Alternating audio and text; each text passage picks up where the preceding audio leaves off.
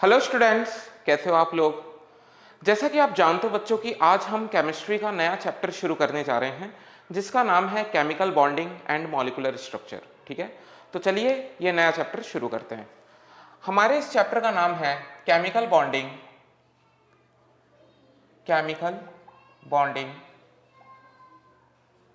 And molecular structure.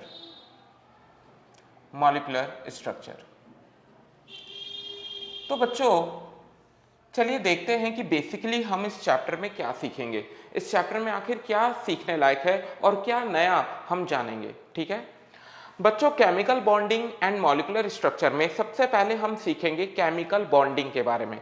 किसके बारे में सीखेंगे? केमिकल बॉन्डिंग के बारे में। इसके कहने का मतलब ये है कि मान लीजिए दो एटम हैं आपके पास A और B। दो एटम है हमारे पास A और B। ये दोनों एटम आपस में मिलके एक मॉलिक्यूल तैयार करते हैं जिसे हम कहेंगे AB। ये एक एटम है, ये भी एक एटम है, और ये दोनों एटम आपस में मिलते हैं और क्या तैयार करते हैं? एक मॉलिक्यूल तैयार करते हैं जिसे हमने बोला AB। तो बच्चों हम इस चैप्टर में ये सीखेंगे कि आखिर इन दोनों ने बॉन्डिंग किस तरीके से करी, आखिर बॉन्डिंग करने के पीछे का फिनोमिना क्या है, उसके पीछे का प्रोसेस क्या है। ठीक है, तो सबसे पहली चीज हम ये सीखते हैं chemical bonding is the study of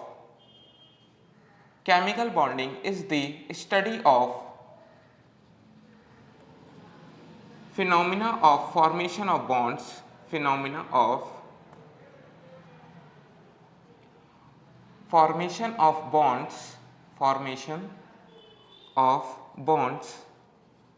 between atoms of same element or different element। इसका मतलब ये है कि जो एटम होते हैं वो सेम एलिमेंट के एटम्स भी हो सकते हैं। मतलब कि ये भी कार्बन का एटम है, ये भी कार्बन का एटम है, ये भी ऑक्सीजन का एटम है, ये भी ऑक्सीजन का एटम है। तो कहने का मतलब ये है कि दोनों के दोनों जो एटम्स हैं वो सेम एलिमेंट्स के हो सकते हैं या फिर डिफरेंट एलिमेंट्स के भी हो सकते हैं। जैसे कि ये कार्बन का है, ये ऑक्सीजन का एटम है, ये दोनों आपस में मिलेंगे और क्या बनाएंगे? बॉन्ड बनाएंगे। तो केमिकल बॉन्डिंग में हम फॉर्मेशन ऑफ बॉन्ड को स्टडी करते हैं। ठीक है ना। और ये बॉन्डिंग किसके बीच में बनेगी? एटम्स के बीच में बनेगी, और वो एटम सेम एलिमेंट के भी हो सकते हैं या फिर डिफरेंट एलिमेंट के भी हो सकते हैं। अच्छा, अब बात आती है मॉलिक्यूलर स्ट्रक्चर। तो मॉलिक्यूलर स्ट्रक्चर का मतलब क्या होता है? देखिए, इसका मतलब ये होता है कि हाँ, एटम मिलेंगे, एटम में बॉन्डिंग होगी तो मॉलिक्यूल तैयार हो जाएगा। बिल्कुल सही बात है। अब ये जो मॉलिक्यूल तैयार होगा ये कैसी शेप का होगा, इसका स्ट्रक्चर कैसा होगा, इसकी ज्योमेट्री कैसी होगी, इसकी बनावट कैसी होगी, ये बात हम किस में स्टडी करते हैं बच्चों? मॉलिक्यूलर स्ट्रक्चर में स्टडी करते हैं। ठीक है, तो इस बात को भी हम लिख सकते हैं द मॉलिक्यूल फॉर्म्ड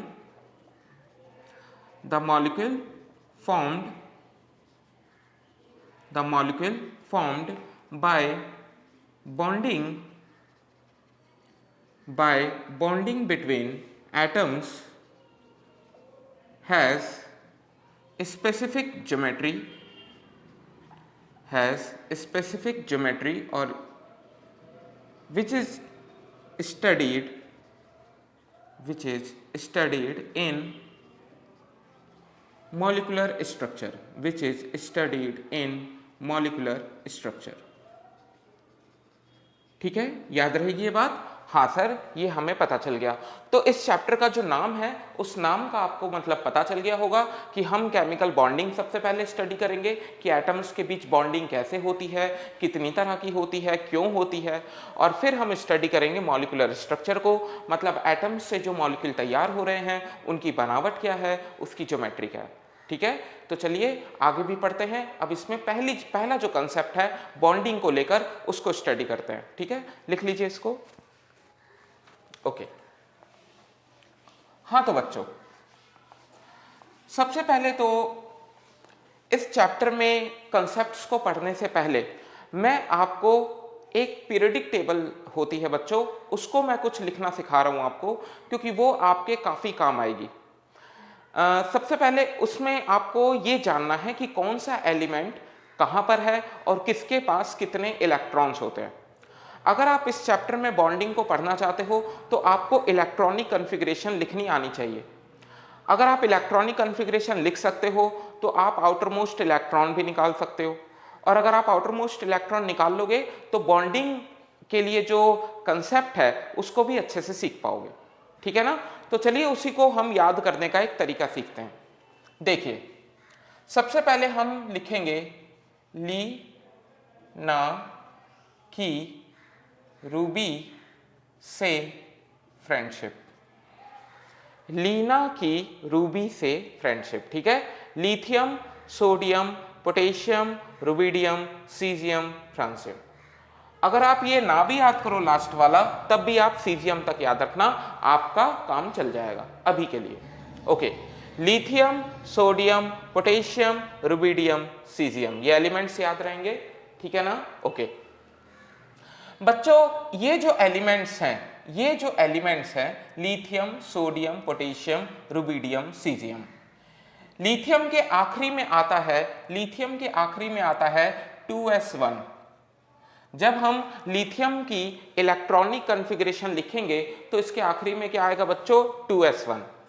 अब जैसे हम नीचे जाएंगे बच्चों, जैसे हम लिथियम से सोडियम में जाएंगे, ये 2s1 से किस में चला जाएगा? 3s1, यानी इसकी आउटर कॉन्फ़िगरेशन क्या हो जाएगी? 3s1।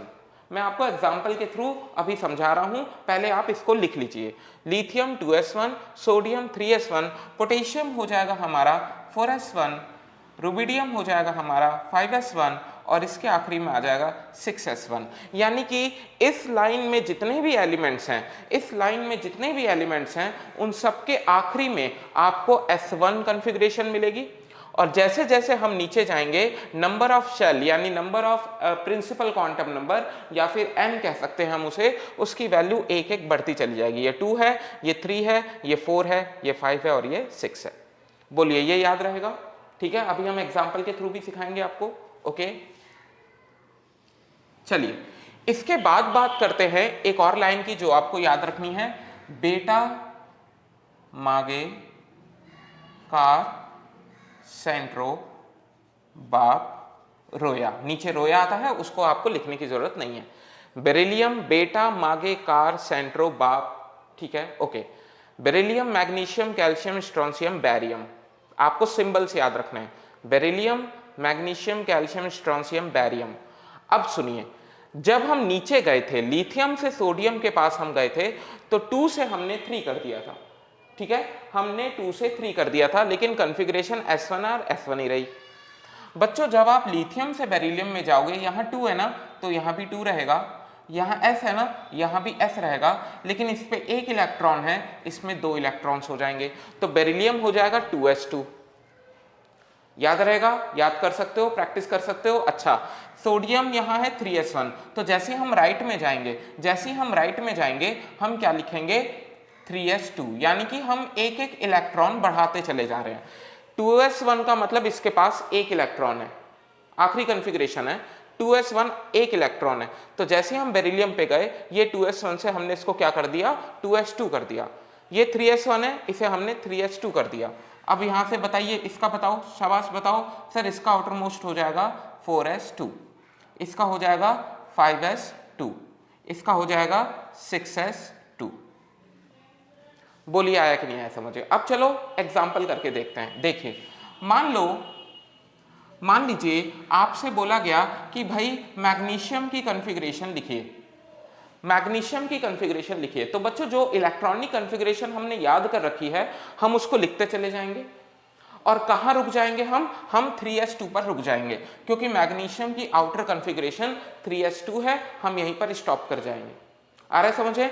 तो चलिए मैग्नीशियम को लिखने की कोशिश करते हैं। ये हो जाएगा 1s2, 2s2, 2p6, 3s2। Okay, यहीं पर हमें रुक जाना है। ये हमारी मैग्नीशियम की कॉन्फ़िगरेशन आ गई, 1s2, 2s2, 2p6, 3s2। आ रहा है समझे? अच्छा बच्चों, अगर मैग्नीशियम की जगह हमें सोडियम की पूछी जाती तब हम क्या करते? बताओ जरा, सोडियम की अपने आप लिखने की कोशिश करो। Very good. हाँ सर, सोडियम की भी हम बहुत आसानी से लिख सकते हैं। कैसे लिख सकते हो बच्चों? हमें कहाँ तक जाना है? हमें 3s1 तक जाना है। तो 3s1 तक जाना है तो हम पूरी कॉन्फ़िगरेशन लिखेंगे और 3s1 पे रुक जाएंगे। तो क्या आ जाएगा? 1s2, 2s2, 2p6 और ये हो जाएगा 3s1। ओके, चलो फटाफट कैल्शियम की और बेरिलियम की और लिथियम की, इन तीनों की कॉन्फ़िगरेशन लिख के दिखाओ। शाबाश, फटाफट लिखो। ओके, तो आई होप आप सभी ने इन तीनों की कॉन्फ़िगरेशन भी लिख दी होगी और देखते हैं आपका सही है या गलत है। तो कैल्शियम की आउटर कॉन्फ़िगरेशन हमें 4s2 तक जाना है, तो हम 4s2 तक लिखते चले जाएंगे। तो क्या होती है configuration? 1s2, 2s2, 2p6, 3s2, 3p6, 4s2। हम 4s2 पर स्टॉप कर जाएंगे, यहाँ पर रुक जाएंगे। आ रहा है कि नहीं यार सामने? यहाँ ये किसकी कॉन्फ़िगरेशन हो गई? हमारी कैल्शियम की। बेरिलियम की बताइए। बेरिलियम की हमें 2s2 तक जाना है, तो ये हो गया 1s2, 2s2। अरे वाह, ये तो बहुत आसान था, ये तो बहुत सिंपल था। चलो लिथियम बताओ। सर हमें 2s1 तक जाना है, तो ये हो जाएगा 1s2, 2s1।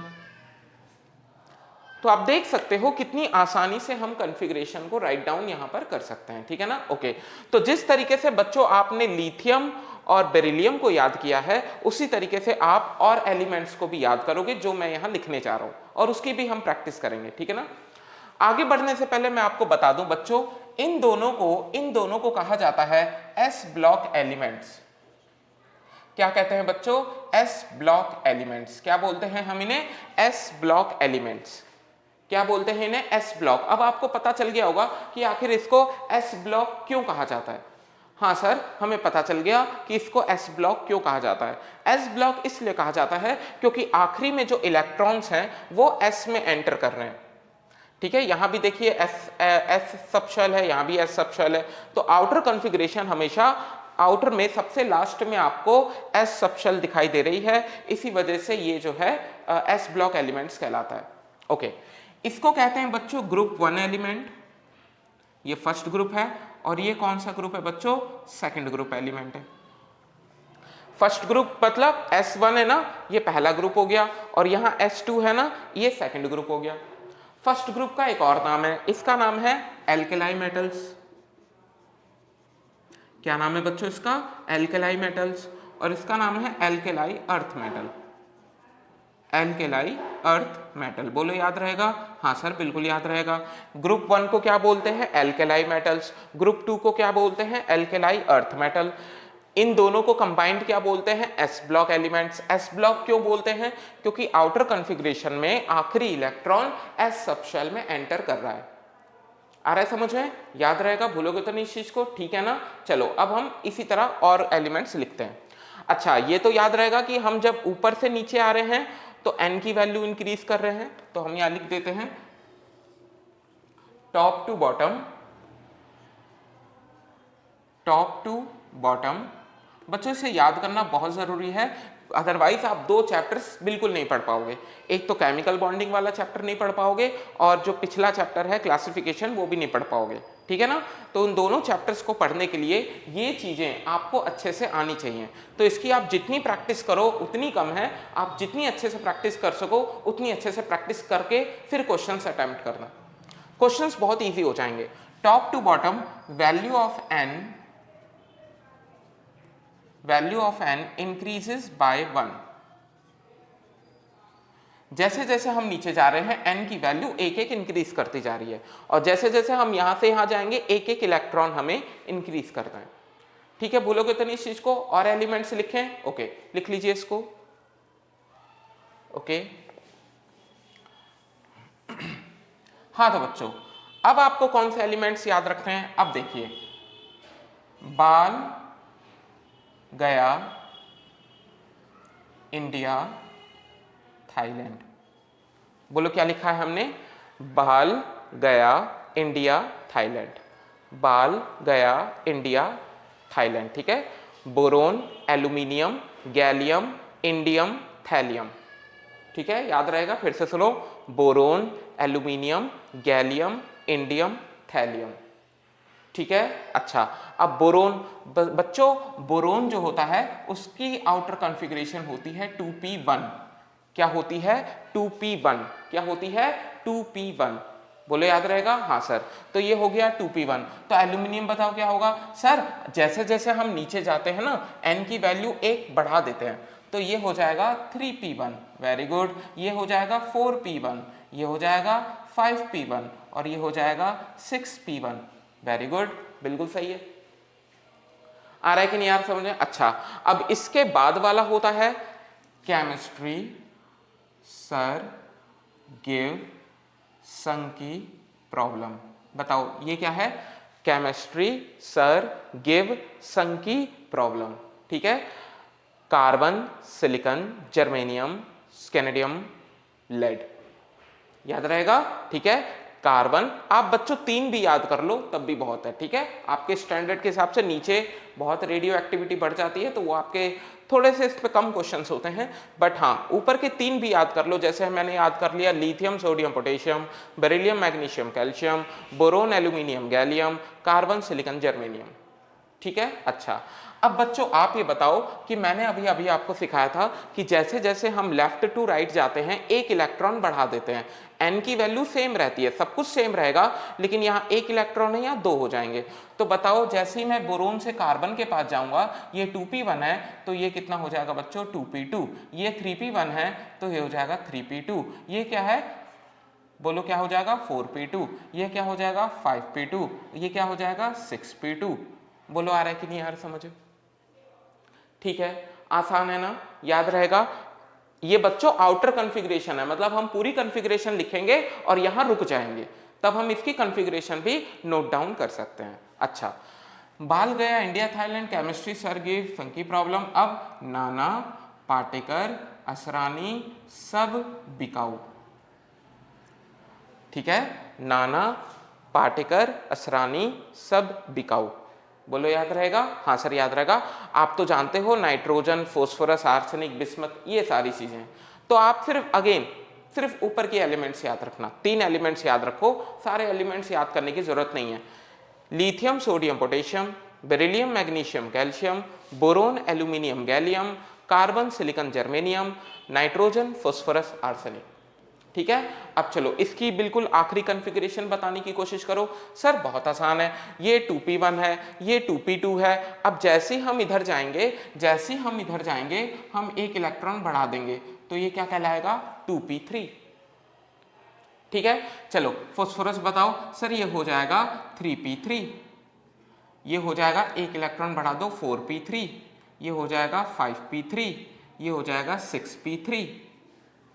क्लियर है, भूलोगे तो नहीं इस चीज को? हाँ सर बिल्कुल ठीक है। चलो बोरोन, कार्बन, नाइट्रोजन, अब आता है ऑक्सीजन, उससे टीपो, उससे टीपो, उससे टीपो, ऑक्सीजन, सल्फर, सेलेनियम, टेरिलियम, पॉलियम, ठीक है। अगेन आपको 3 याद रखना है, ऑक्सीजन, सल्फर, सेलेनियम, क्लियर है, ऑक्सीजन, सल्फर, सेलेनियम। अब अपने आप लिखो इसकी आखिरी की कॉन्फ़िगरेशन।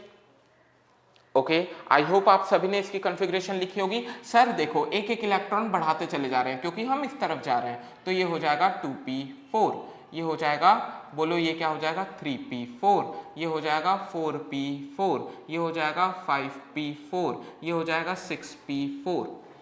ये बच्चों एक तरह से हम पीरियोडिक टेबल को याद करने की कोशिश कर रहे हैं, पीरियोडिक टेबल समझने की कोशिश कर रहे हैं। आ रहा है कि नहीं आ रहा समझ में? अच्छा, तो चलो अब इसके बाद क्या रखना है, अब याद रखना है आपको, फिर कल बाहर आई आंटी। क्या लिखा है इसका मतलब, फिर कल बाहर आई आंटी, याद रहेगा, फिर कल बाहर आई आंटी। ओके चलो बताओ, फ्लोरीन ये हो जाएगा, बताओ ये 2p4 है ना, ये हो जाएगा 2p5, ये हो जाएगा 3p5, ये हो जाएगा 4p5, ये हो जाएगा 5p5, ये हो जाएगा 6p5, ठीक है ना। आप ऐसे भी कर सकते हो कि टॉप टू बॉटम आओ, एक एक बढ़ाते चले जाओ, ठीक है, या फिर लेफ्ट टू राइट जाओ तो एक एक इलेक्ट्रॉन बढ़ाते चले जाओ, ठीक है। एक इलेक्ट्रॉन 5p1, 5p2 तो 2 हो गए, फिर 3 इलेक्ट्रॉन 4 एंड देन 5, ठीक है ना। अच्छा, इसके बाद बच्चों एक आखिरी लाइन है, नियॉन, आर्गन, क्रिप्टन, जीनोन और रेडॉन। बच्चों ये नोबल गैसेस हैं, आई होप आपको पता दिख रहा होगा, नियॉन, आर्गन, ठीक है, क्रिप्टन, जीनॉन और रेनॉन। तो इसकी आउटर कॉन्फ़िगरेशन 2p6 क्योंकि एक इलेक्ट्रॉन बढ़ा देंगे 3p6 और ये हो जाएगा 4p6, ये हो जाएगा 5p6 और ये हो जाएगा 6p6। ओके, तो बच्चों जैसे कि हमने इसको s ब्लॉक एलिमेंट्स कहा था, देखो ये तो याद करना ही पड़ेगा आपको, neon, argon, krypton, neon, argon, krypton, neon, argon, krypton. बच्चों ये एलिमेंट्स आपको याद करने ही पड़ते हैं। अभी तो हमने बीच के एलिमेंट्स लिखे नहीं है, एस ब्लॉक और पी ब्लॉक ही लिखा है हमने, तो पहले आपको एस ब्लॉक और पी ब्लॉक अच्छे से याद करने हैं, इनकी अच्छे से प्रैक्टिस करनी है। सबसे पहले तो ये कहाँ पर आते हैं ये आपको पता होना चाहिए, इनकी कॉन्फ़िगरेशन पता होनी चाहिए, कॉन्फ़िगरेशन लिखनी आनी चाहिए, तभी आप इसकी बॉन्डिंग या लुईस स्ट्रक्चर या ऑक्टेट रूल या मॉलिक्यूलर ऑर्बिटल थ्योरी ये सारी चीज़ें आप लगा पाओगे। ओके, चलिए अब हम बात करते हैं कि यार यहाँ पर जो इलेक्ट्रॉन है S1 और S2, S1 और S2, S1 और S2, S1 और S2, यार यहाँ पर जो इलेक्ट्रॉन है वो S सबशेल में आ रहा था, तो इसे हमने S ब्लॉक का नाम दे दिया। यहाँ पे जो इलेक्ट्रॉन है वो कौन सी सबशेल में आ रहा है बच्चों? सर वो आ रहा है P सबशेल में। देखिए P आपको सबशेल सिखा रखी है, S subshell, P subshell, D subshell, F subshell, ठीक है। तो यहाँ पे जो इलेक्ट्रॉन्स आ रहे हैं वो P सबशेल्स में आ रहे हैं, तो जाहिर सी बात है ये जो हमारा ब्लॉक है इसे हम बोलते हैं P ब्लॉक एलिमेंट्स। क्या बोलते हैं बच्चों? P block elements. क्या बोलेंगे हम इसको? P block elements. इसको P ब्लॉक हमने इसलिए बोला क्योंकि हमारा जो इलेक्ट्रॉन है, आखिरी इलेक्ट्रॉन, आउटर मोस्ट इलेक्ट्रॉन, सबसे बाद की जो कॉन्फ़िगरेशन है, वो सबसे लास्ट की जो कॉन्फ़िगरेशन है उसमें क्या आ रहा है? P आ रहा है, तो इसलिए नाम क्या पड़ गया? P block. याद रहेगा? ठीक है। Boron, aluminium, gallium, carbon, silicon, germanium, nitrogen, phosphorus, arsenic, oxygen, sulphur, selenium, fluorine, chlorine, bromine, neon, argon और क्रिप्टन। बोलो यहां तक याद रहेगा? अब बच्चों अगर आपको याद करने का तरीका सीखना है तो इसको फिर से देखो, कोई दिक्कत नहीं है, लेकिन हाँ आपको ये कम से कम ये दोनों सेट आपके कंप्लीट रेडी होने चाहिए, आपको अच्छे से इनके बारे में पता होना चाहिए, तभी हम कंसेप्ट्स को अच्छे से पढ़ पाएंगे। चलिए 2-3 क्वेश्चंस इन्हीं के ऊपर करते हैं, ठीक है ना? ओके, मान लीजिए हमारे पास क्वेश्चन आ गया, जैसे कि हम यहां क्वेश्चन लिख सकते हैं,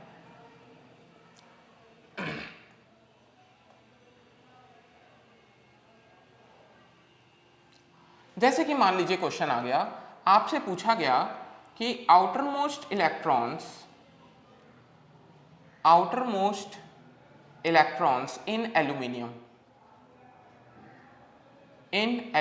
आपके सामने एक क्वेश्चन आ गया, आपको यह बताना है कि एल्यूमिनियम के अंदर कितने आउटर मोस्ट इलेक्ट्रॉन प्रेजेंट होते हैं। तो सर इसको हम कैसे करेंगे? सबसे पहले हम एल्यूमिनियम की कॉन्फ़िगरेशन लिखेंगे। तो देखिए एल्यूमिनियम की अब हम कॉन्फ़िगरेशन लिखेंगे, तो बताइए एल्यूमिनियम को हम कहां तक लेके जाएंगे? सर ये रहा, एल्यूमिनियम को हम लेके जाएंगे 3p1 तक। कहां तक लेके जाएंगे? 3p1 तक। तो 3p1 तक लिखते चले जाओ, 1s2, 2s2, 2p6, 3s2, 3p1, रुक जाओ यहीं पर।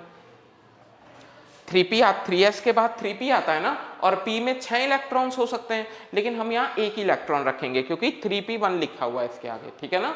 अच्छा, तो 3p1 हो गया। अब बताइए इसके पास टोटल नंबर ऑफ इलेक्ट्रॉन्स कितने हैं? तो एल्यूमिनियम के पास टोटल नंबर ऑफ इलेक्ट्रॉन्स हैं 10, 2 12 और 1 13। कितने इलेक्ट्रॉन्स हैं? 13 इलेक्ट्रॉन्स हैं एल्यूमिनियम के पास। लेकिन हमें टोटल इलेक्ट्रॉन नहीं पूछे, हमें आउटर मोस्ट इलेक्ट्रॉन पूछे गए हैं। आउटर मोस्ट का मतलब होता है सबसे बाहर के इलेक्ट्रॉन्स पूछे गए हैं, सबसे आखिरी के इलेक्ट्रॉन्स पूछे गए हैं।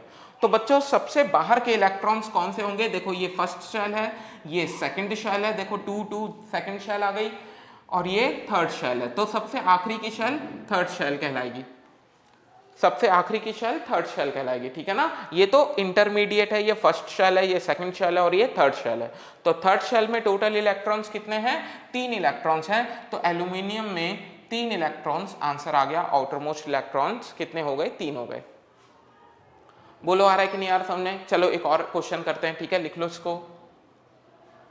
ओके, मान लीजिए आपके पास क्वेश्चन आ गया कि what is outermost electrons in chlorine. देखो कितना अच्छा क्वेश्चन है, आपको बताना है कि आउटर मोस्ट इलेक्ट्रॉन क्लोरीन के अंदर, Cl के अंदर कितने हैं।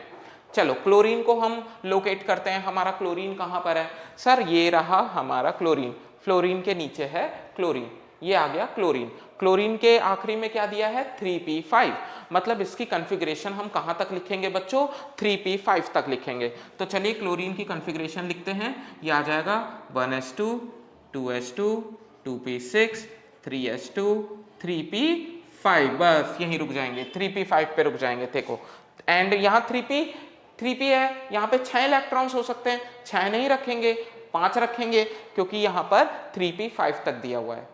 आ रहा है समझ में? अच्छा, तो ये हमारा 3p5 हो गया। अब बताइए इसके आउटर मोस्ट में इलेक्ट्रॉन कौन से हैं, सबसे आखिरी की शेल कौन सी है, ये हो गई फर्स्ट शेल, ये हो गई सेकंड शेल, ये हो गई थर्ड शेल, इसके बाद तो कुछ भी नहीं है, नहीं कुछ भी नहीं है, तो ये हो गए हमारा, कितने इलेक्ट्रॉन्स आ रहे हैं 7 इलेक्ट्रॉन्स आ रहे हैं। वैसे क्लोरीन के पास टोटल इलेक्ट्रॉन कितने हैं जरा बताओ, 10 और 7 17 इलेक्ट्रॉन्स हैं, लेकिन सबसे बाहर कितने इलेक्ट्रॉन्स हैं, 7 इलेक्ट्रॉन्स हैं। आ रहा है कि नहीं आ रहा समझने? तो बच्चों इसका इस्तेमाल करके सबसे ज्यादा इंपॉर्टेंट है आउटर मोस्ट इलेक्ट्रॉन निकालना। क्यों आउटर मोस्ट इलेक्ट्रॉन निकालना क्यों जरूरी है, वो बच्चों इसलिए जरूरी है क्योंकि बॉन्डिंग में जो पार्टिसिपेट करते हैं इलेक्ट्रॉन्स, ये एटम और ये एटम आपस में बॉन्डिंग कर रहे हैं, तो इनके इलेक्ट्रॉन्स आपस में इंटरैक्ट करेंगे, इनके इलेक्ट्रॉन्स आपस में बॉन्डिंग करेंगे, शेयर होंगे। तो कौन से इलेक्ट्रॉन बॉन्डिंग करते हैं, कौन से इलेक्ट्रॉन शेयर होते हैं, वो इलेक्ट्रॉन होते हैं हमारे आउटर मोस्ट इलेक्ट्रॉन्स। कौन से इलेक्ट्रॉन्स होते हैं बच्चों, आउटर मोस्ट इलेक्ट्रॉन। याद रहेगा, तो इस बात को हम लिख सकते हैं बच्चों, पहले से लिख लो, okay.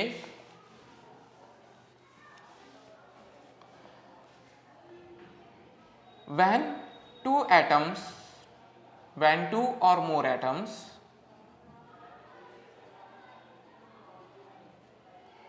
form a chemical bond,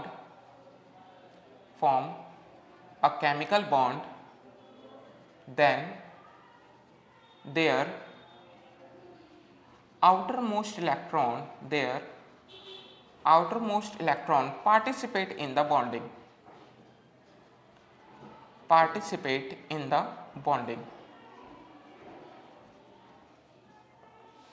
ठीक है, जब दो या दो से ज्यादा एटम केमिकल बॉन्ड बनाते हैं तो उनके आउटर मोस्ट इलेक्ट्रॉन पार्टिसिपेट करेंगे बॉन्डिंग में। इसलिए हमें एलिमेंट्स के एटम के आउटर मोस्ट इलेक्ट्रॉन पता करना, उन्हें कैलकुलेट करना, उन्हें निकालना बहुत ज़रूरी हो जाता है।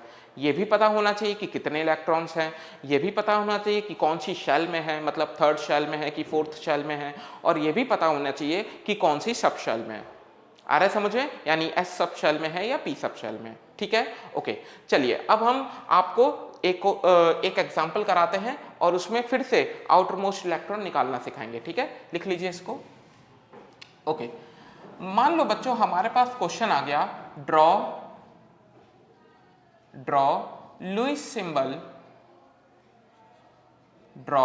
Lewis symbol of oxygen. देखिए कितना अच्छा क्वेश्चन है, आपसे बोला गया है कि हमें ऑक्सीजन का लुईस सिंबल ड्रॉ करना है, हमें ऑक्सीजन का लुईस सिंबल बनाना है। तो अगेन ऑक्सीजन लोकेट करो, कहां पर है, ये रहा हमारा ऑक्सीजन, आखिरी में क्या है 2p4, तो हम 2p4 पे रुक जाएंगे। चलिए ऑक्सीजन की कॉन्फ़िगरेशन लिखते हैं, 1s2 2s2 2p6 आता है ना, लेकिन 2p4 पे रुक जाएंगे, 2p4 पे रुक जाएंगे। ये हमारा ऑक्सीजन का हो गया। हाँ सर, अब बताइए इसकी सबसे आउटर मोस्ट इलेक्ट्रॉन्स कितने हैं, हम लुईस सिंबल बनाना चाहते हैं, लुईस सिंबल के लिए आउटर मोस्ट इलेक्ट्रॉन्स होने जरूरी हैं, तो लुईस सिंबल के लिए आउटर मोस्ट इलेक्ट्रॉन जरूरी हैं। तो बताइए इसके आउटर मोस्ट इलेक्ट्रॉन्स कितने हैं सर, इसके आउटर मोस्ट इलेक्ट्रॉन्स हैं 6 इलेक्ट्रॉन्स हैं, इसके आउटर मोस्ट कितने इलेक्ट्रॉन्स हैं, 6 इलेक्ट्रॉन्स है। देखो ऑक्सीजन के आउटर मोस्ट में 6 इलेक्ट्रॉन्स है। कौन सी शेल में है, सेकंड शेल में है। और कौन सी सब शेल्स आ रही हैं, 2s सब शेल भी आ रही है और 2p भी आ रही है। 4 5 6, तो ऑक्सीजन के आउटर मोस्ट में 6 इलेक्ट्रॉन्स है। तो ऑक्सीजन के आउटर मोस्ट में 6 इलेक्ट्रॉन्स हैं बच्चों। तो अब हम इसका लुईस सिंबल बनाएंगे। लुईस सिंबल का मतलब ये होता है कि जितने भी आउटर मोस्ट इलेक्ट्रॉन्स आए हैं उनको डॉट में बना दीजिए, outer most electron co dot की फॉर्म में रिप्रेजेंट कर दो अराउंड द सिंबल। ये सिंबल हो गया ऑक्सीजन का, इसके चारों तरफ डॉट बना दो। कितने डॉट बनाएंगे हम? 6 डॉट बनाएंगे। 6 ही क्यों बना रहे हैं? क्योंकि इसके आउटर मोस्ट में 6 इलेक्ट्रॉन्स प्रेजेंट है। आ रहा है कि नहीं आ रहा समझ में? तो आउटर मोस्ट में 6 इलेक्ट्रॉन्स है ना, तो देखो 1 2 3 4 5 6। बोलो आया कि नहीं आया समझ में? हमने किसका लुईस सिंबल बना दिया बच्चों? ऑक्सीजन का बना दिया। सिंबल बनाया एंड देन उसके चारों तरफ आउटर मोस्ट इलेक्ट्रॉन्स बना दिए। क्लियर हो गया? ठीक है, एक और एग्जांपल करते हैं, लिख लो इसको। ओके चलिए, अब हम लुईस सिंबल थोड़ा सा अच्छा क्वेश्चन लेते हैं। हमें लुईस सिंबल बनाना है, मान लीजिए पोटेशियम का। किसका लुईस सिंबल बनाना है बच्चों? पोटेशियम का। ये रहा पोटेशियम, ठीक है, ये रहा पोटेशियम के। फटाफट बनाओ। ओके तो पोटेशियम को हम कहां तक लिखेंगे बच्चों? पोटेशियम को हम लिखेंगे 4s1 तक। कहां तक लिखेंगे? 4s1 तक। तो पोटेशियम को चलिए 4s1 तक लिखते हैं। 1s2 2s2 2p6 3s2 3p6 4s1, क्योंकि हमें 4s1 पे रुक जाना है। ठीक है, अब बताइए सबसे आउटर मोस्ट शेल कौन सी है? सबसे आउटर मोस्ट शेल कौन सी है? सर सबसे आउटर मोस्ट शेल है, देखो ये first shell, second shell, third shell, लेकिन थर्ड के बाद भी एक और है, सबसे आखिरी में है हमारी फोर्थ शेल, और इसके पास सिर्फ एक इलेक्ट्रॉन है। तो इसका मतलब ये हो गया कि पोटेशियम के आउटर मोस्ट में एक इलेक्ट्रॉन पाया जाता है, और इसका जो लुईस सिंबल होगा वो पोटेशियम बना के हम एक डॉट लगा देंगे सिंपल तरीके से। एक ही डॉट क्यों लगाया बच्चों मैंने पोटेशियम के पास? क्योंकि यहां पर इसके आउटर मोस्ट में सिर्फ एक ही इलेक्ट्रॉन है। आगे समझे? अच्छा चलिए इसी तरीके से सल्फर का करते हैं, सल्फर की प्रैक्टिस करते हैं। चलो लिखो सल्फर का, अपने आप लिखने की कोशिश करो। Very good, sulphur, very good, sulphur को करो। सर सल्फर के आखिरी में 3p4 आता है, तो चलिए सल्फर को हम 3p4 तक लिख लेते हैं। तो ये हो जाएगा 1s2 2s2 2p6 3s2। आप कहाँ पे रुक जाएंगे? हम 3p4 पे रुक जाएंगे। तो 1s2 2s2 2p6 3s2 3p4। तो ये हो गए हमारे पास 6 इलेक्ट्रॉन्स। कितने हो गए हमारे पास? 6 इलेक्ट्रॉन्स। याद रहेगा?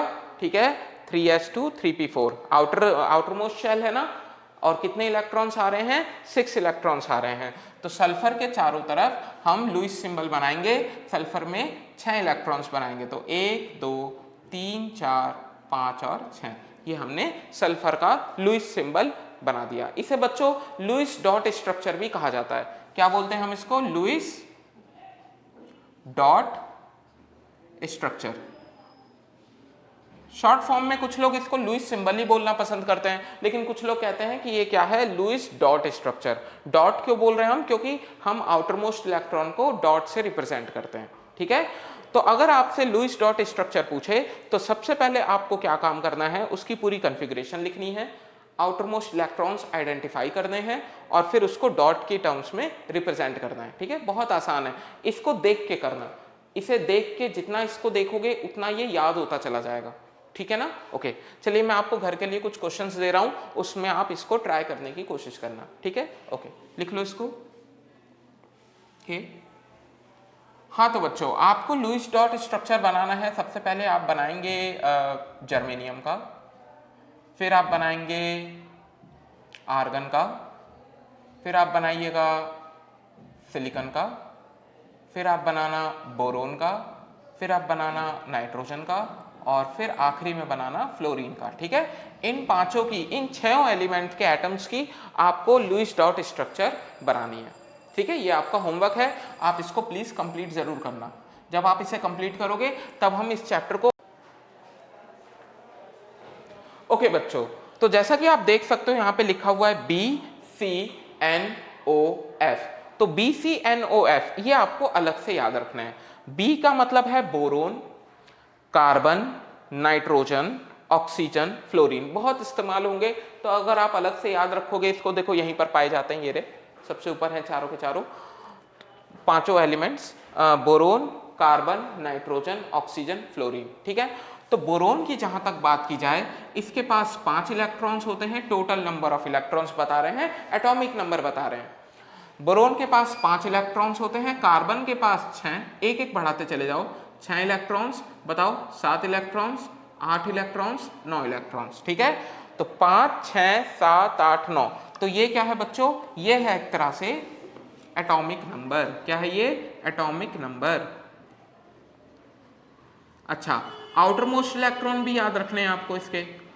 Outer most electron, outer most electron कैसे याद रखोगे, देखो इसको शुरू किया है 5 6 7 8 9, इसे शुरू करेंगे 3 4 5 6 7।